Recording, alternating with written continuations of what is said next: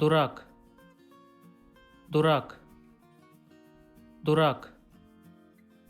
En yakın otobüs durağı nerede? En yakın otobüs durağı nerede?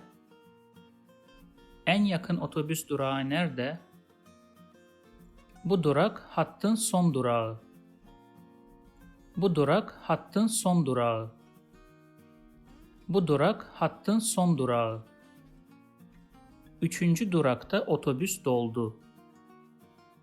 Üçüncü durakta otobüs doldu. Üçüncü durakta otobüs doldu.